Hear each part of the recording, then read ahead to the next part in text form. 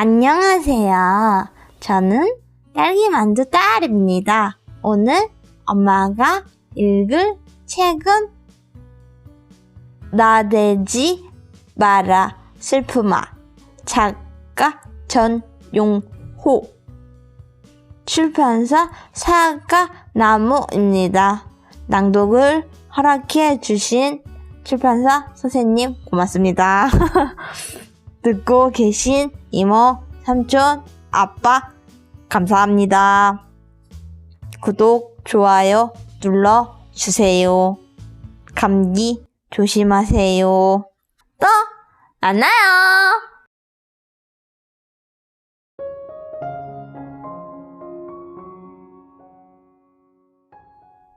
안녕하세요. 저는 딸과 함께 책 읽는 엄마 소리책입니다. 오늘 제가 낭독할 책은 나대지 마라 슬픔아. 이 책은 희귀병은 류게릭병에 걸린 어머니를 8년 동안이나 돌보다가 떠나보낸 20대 젊은 청년의 이야기입니다. 류게릭병은 뇌와 척수의 운동신경 세포가 파괴되는 희귀 난치성 질병입니다. 아직까지 명확한 원인이 밝혀지지 않은 병으로 처음에는 손가락부터 시작해서 손, 발, 혀, 목 이렇게 차례대로 마비가 진행되고 몸이 점점 굳어지다가 결국에는 호흡기까지 마비되어 대부분의 환자는 질식사로 생을 마감하게 됩니다. 한때 유행했던 아이스 버킷 챌린지가 바로 이 류게릭병 환자를 돕기 위한 이벤트였습니다. 차가운 얼음물을 뒤집어 썼을 때 순간적으로 몸이 굳어 마비가 되는 것을 간접 체험해보고자 하는 사람들의 취지였습니다. 이 고통을 환자들은 평생 안고 살아갑니다. 겉으로는 희망을 말하고 기적을 얘기하지만 사실 쉬운 얘기는 아닙니다. 이 책의 내용들은 청년이 담담하게 써내려간 8년 동안의 이야기입니다. 총 5장으로 되어 있습니다. 1장 믿고 싶다. 2장 짧아지는 날들. 3장 가족. 4장 엄마의 이름으로. 5장 떠나지 못한 여행. 각 단락마다 청년의 이야기와 함께 엄마의 이야기도 같이 첨부되어 있습니다.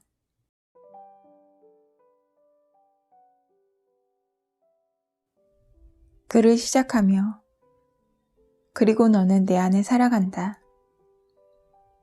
희귀라는 말은 평범한 내 인생과는 거리가 먼 줄 알았다.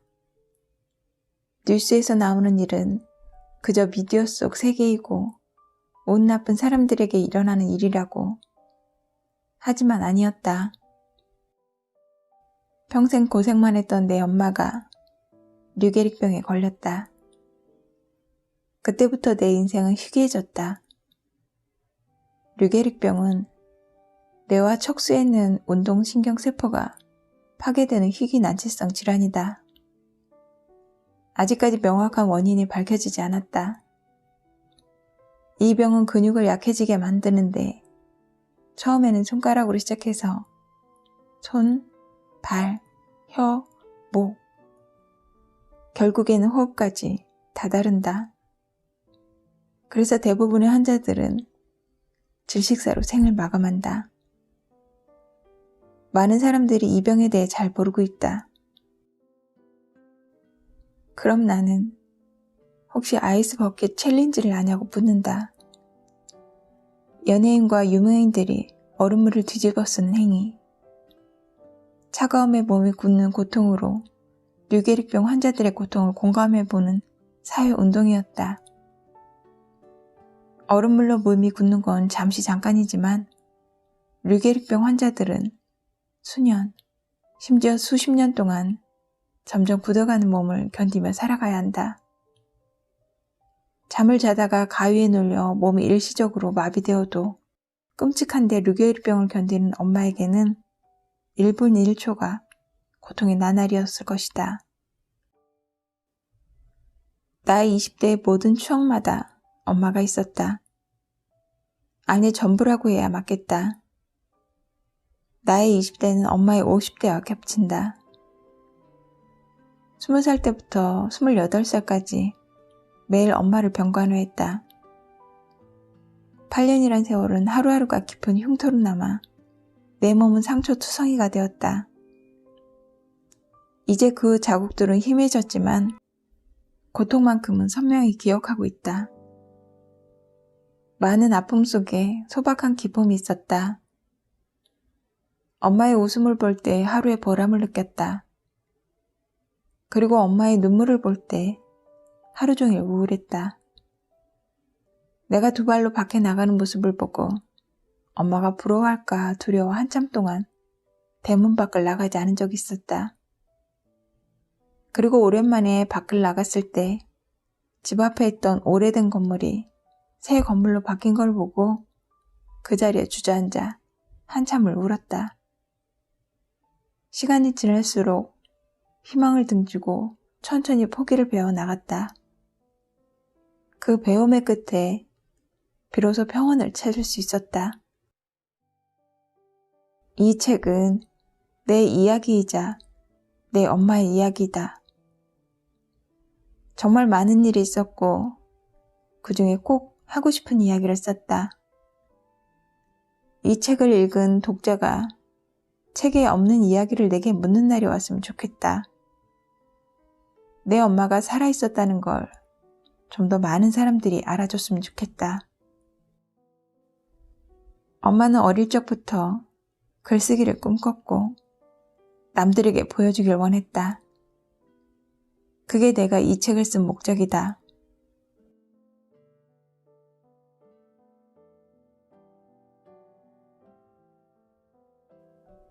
듣고 싶지 않을 이야기. 어릴 적 평범한 삶이 싫어 이 악물고 달려왔는데 요즘 들어 내 인생이 기구하지 않았다면 어땠을까라는 생각이 든다.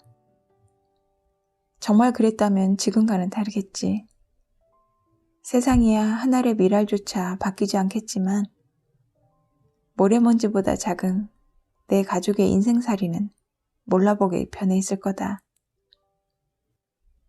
더 이상 쌓아올릴 불행이 없는 우리에게 보통의 나날이 찾아온다면 지금쯤 누나는 좋은 남자를 만나 결혼을 하고 아빠는 소방관을 일찍이 은퇴한 뒤 자신이 하고 싶은 걸 하며 살고 있을 테고 엄마는 뭐 하고 있을까?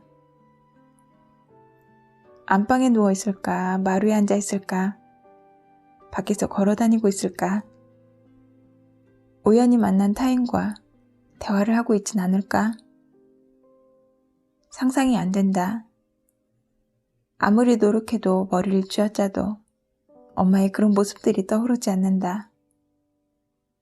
내가 살아온 세상엔 평범한 엄마는 이미 지워진 지 오래니까. 20살 시절 나는 야간 대학을 다니고 있었다. 원래 대학에 진학하고 싶지도 않았다. 개나 소나 다 가는 대학보다 남들과 다른 경험을 가지고 싶었다.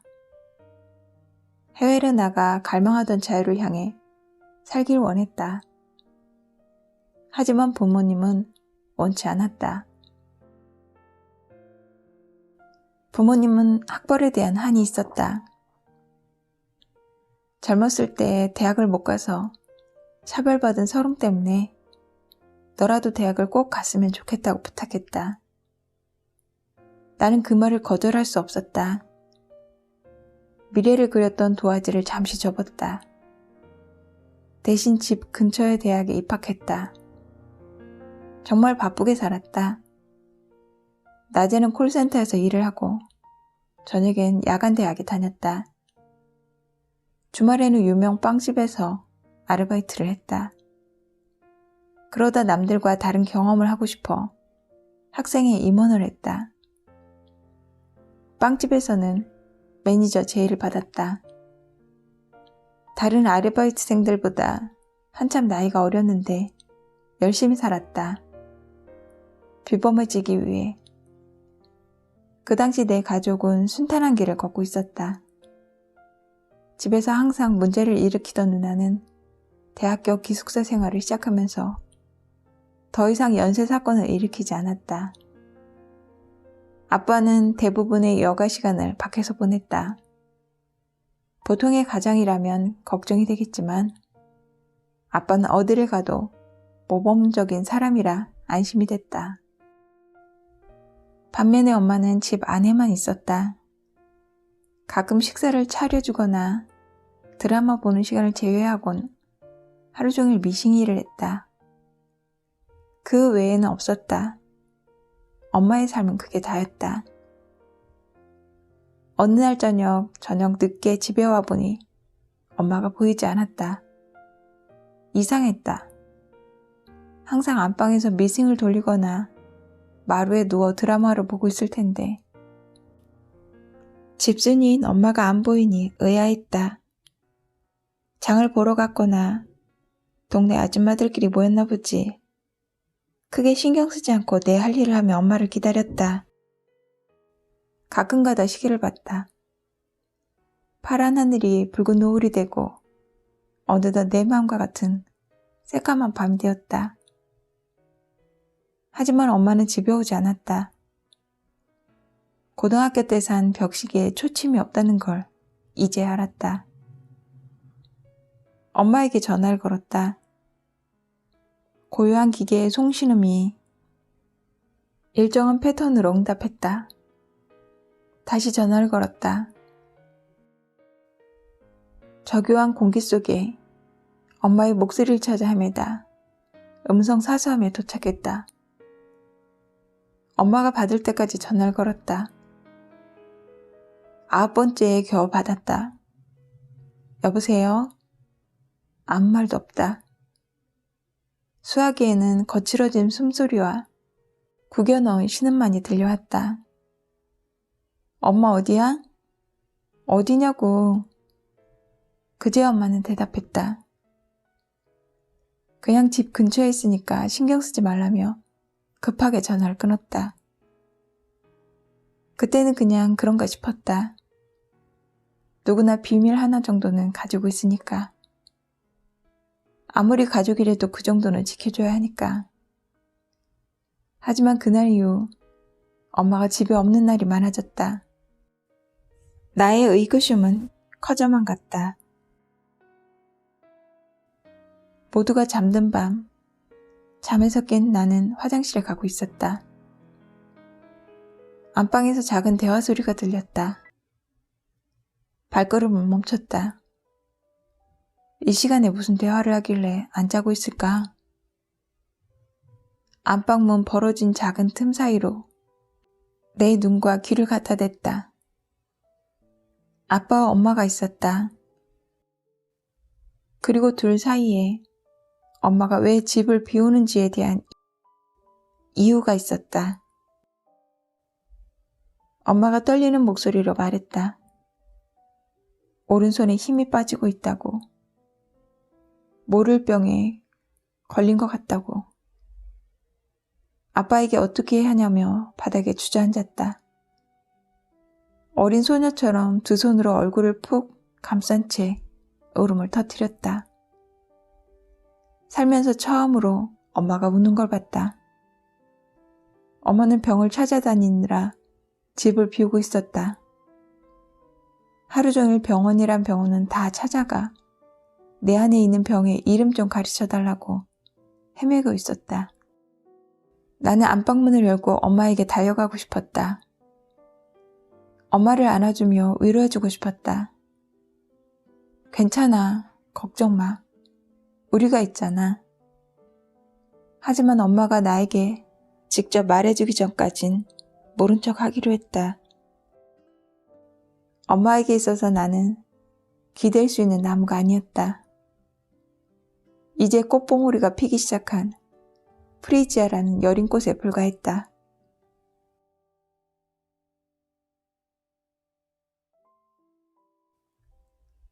병원 가기 싫다. 지겹다. 냄새도 싫다. 의사도 싫다. 좋아서 가는 데도 아닌데 팔에 생긴 주사구멍이 지워지지 않는다. 아무리 문질러도 소용이 없다.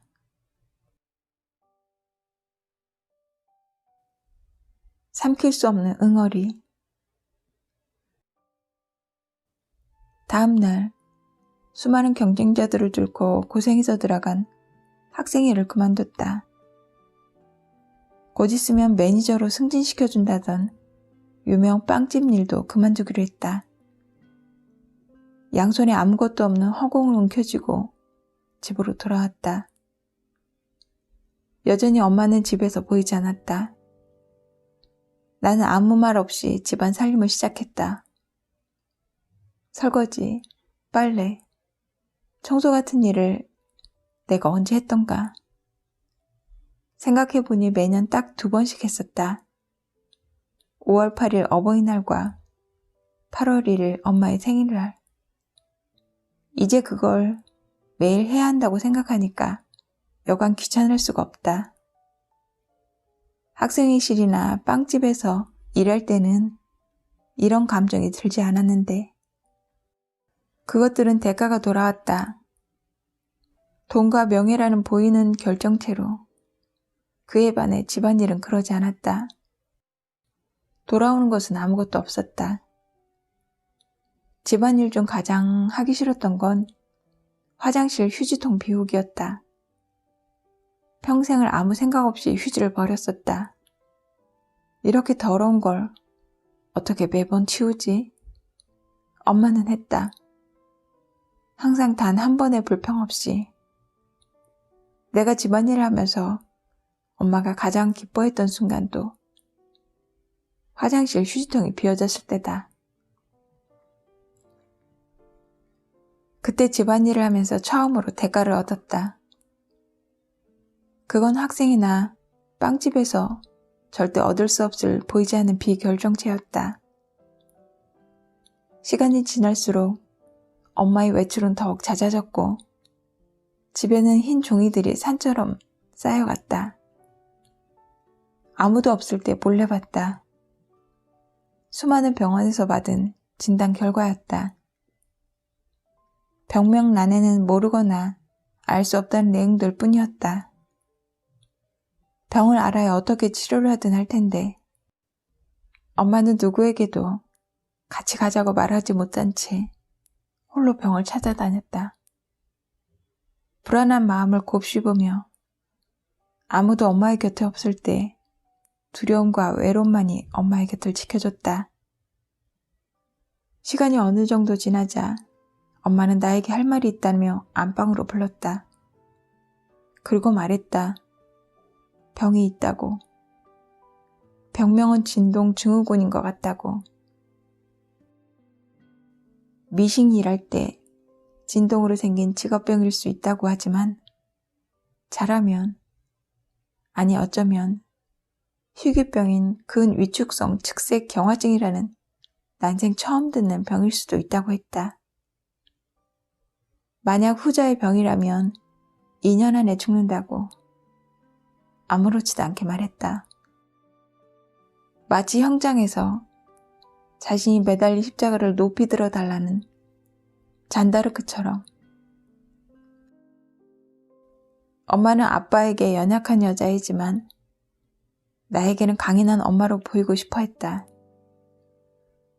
얼마 지나지 않아 아무도 알려주지 않았던 병명을 한양대 병원에서 알려줬다.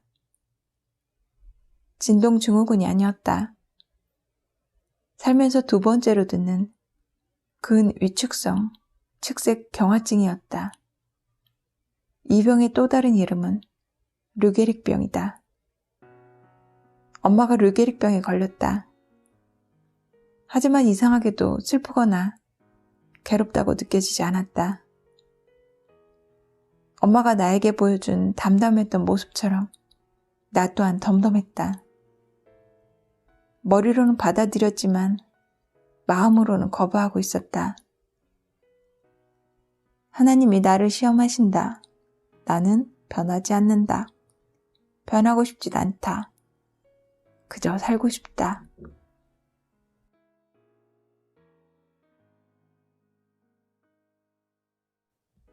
살아갈 수 있을까? 그만둔 빵집에서 연락이 왔다. 사람이 없어서 그런데 오전 파트만 일해줄 수 있냐고. 일할 기분은 아니었지만 사정사정해서 어쩔 수 없이 동의했다. 불편한 마음으로 일했다.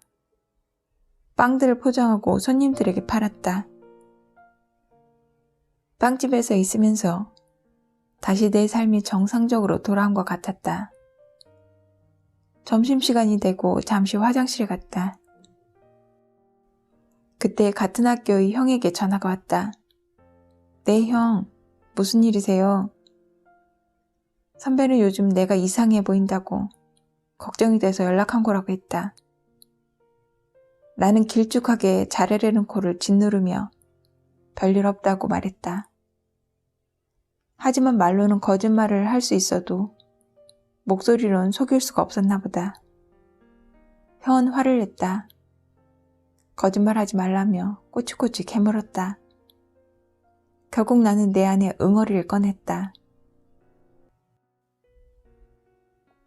엄마가 아프다고 아무렇지 않게 답하고 싶었다. 그런데 그게 안 되더라. 말을 시작하자마자 목이 메어왔다. 숨이 막히고 얼굴에 경련이 일어나며 끓어오른 용암처럼 눈물이 터져버렸다. 불 꺼진 화장실에서 쪼그린 채 하염없이 울었다. 그제야 마음으로 인식했다. 엄마가 2년 안에 죽는다는 걸. 주말이 되자 누나가 집으로 왔다. 철없는 누나는 매주 아빠에게 데리러 오고 데려다 달라고 명령한다. 왕복 4시간 거리다. 아빠는 딸의 부탁을 거절한 적이 없다. 아빠가 주말에 일을 하면 대부분 야간이나 당번이라서 피곤이 정점에 있을 때다. 애석하게도 누나는 타인의 입장은 별 관심이 없었다. 그런 사람이라 엄마는 아직 누나에게 류계릭병에 대해 얘기하지 않았다. 저녁에 누나는 배고프다고 밥 달라며 생떼를 부렸다. 병원이 쉬는 날에 맞춰 휴식을 취하고 있는 엄마한테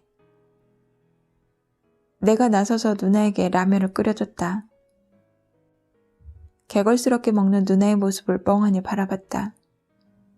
앞으로 힘들겠다. 밤하늘에 잔뜩 낀 구름 때문에 달이 보이지 않던 날, 아빠는 나에게 산책을 가자고 했다. 성인이 된 이후 처음으로 아빠와 산책을 나섰다. 서로 입이 없는 사람처럼 아무 말 없이 걸었다. 비록 귀는 심심했을지 몰라도 마음은 시끄러워했다. 그러다 아빠가 먼저 입을 열었다. 엄마가 고칠 수 없는 병에 걸렸는데 어떤 방법을 찾을 수 있을지, 앞으로 어떻게 해야 할지 모르겠다며 한숨을 내쉬었다. 그 말에 한편으론 고맙고 다른 한편으론 마음이 아팠다. 나를 믿어줘서, 그리고 말할 사람이 나밖에 없어서.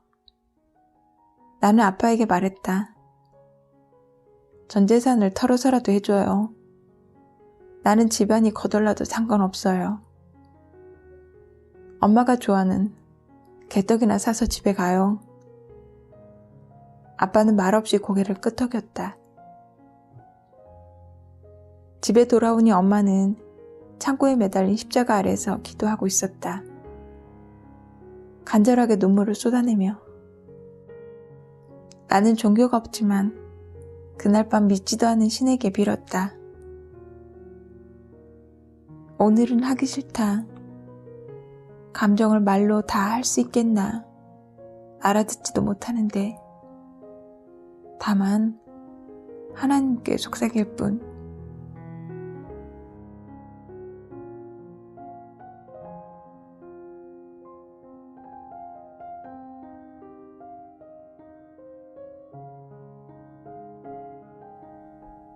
나대지 마라 슬픔아. 오늘은 여기까지입니다. 함께 들어주신 여러분 고맙습니다.